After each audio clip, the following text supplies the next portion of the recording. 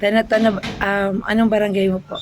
Itong barangay ko ang kuan ito pag tinatawag na barangay Pagatin sa Richard Luna. Okay. Nanginag ka, talo ka pa na, kapag story mo, yung mga tinutulong mo dito sa mga kabarangay mo. Actually, yung mga tulong sa mga barangay, yung minsan no, binabaha sila, tutulungan ko sila eh. Yun. Mm. Minsan yung mga yung tinatayuan ng mga bahay niya, mga bakod niya, di ba, abutan ng tubig, bigyan ko sila ng lupa. Oo. Yung lupa. Para patambakan yung tinatayuan niya ng bahay. So sariling gastos mo yung pangtambak. Oo, sariling gastos yan. Ay, okay ka. Kasi dito sa amin, alam mo dito sa amin kung minsan, kung darating ang tubig, binabaha. Pati rin ito sa tayuan natin, naabutan ng tubig ito eh. So, ang ginagawa niyo pag tumataas yung tubig?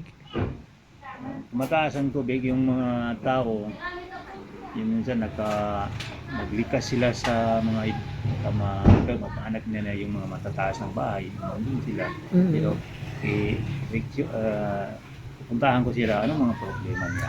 Wow! Problema niya, yun ang Tinutulungan mo sila. Wow. Kap, ano yung gusto mo mangyari dito sa inyong barangay? Ano pa yung gusto mo na ibigay na tulong ng gobyerno sa inyo? Ang pinaka-importante dito sa aking barangay, ang kinakailangan ko dito yung karsada.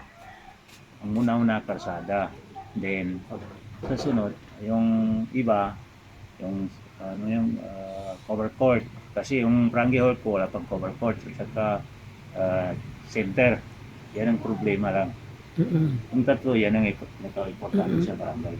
Ano pa yung gusto mo na mangyari dito sa inyong barangay? Ano pa yung kailangan mo na gusto mong ilagay dito? Ano pa yung gusto mong gawin dito sa iyong barangay? Ang gusto kong gawain dito, halimbawa kung yung malagyan ng karsada yung lugar namin nandiyan sa kabila para pauwian ko ng tao doon kasi hindi man makauwi. Anong sitio yun, Kap? Itong sitio rin ng kwan sa Nabalawag, sitio Gadong. Dalawa. Ang sitio, kinakailangan niya ng karsada. Ilang population po meron dito sa inyong barangay? Ang population ko dito ay yung 2020, pero sa ngayon ongoing census sila eh, 2,000 plus.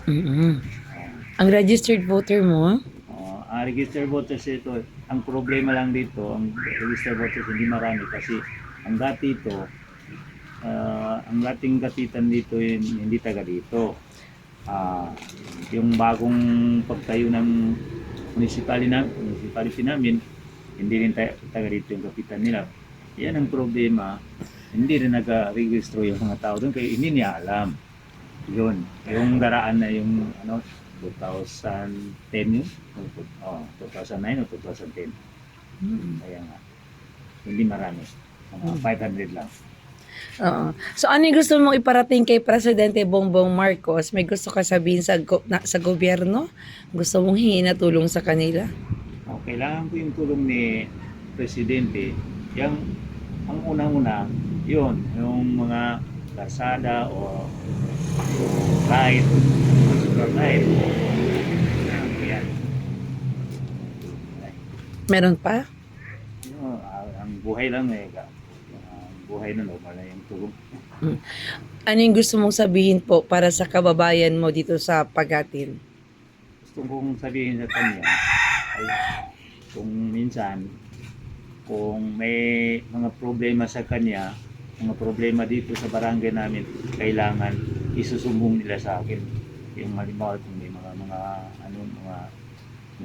hindi magagandang tao dito sa darating dito sa lugar, ay kailangan isumbong nila sa akin para ma-action ang kaagad. So yun lang, Kap? Okay. Sige.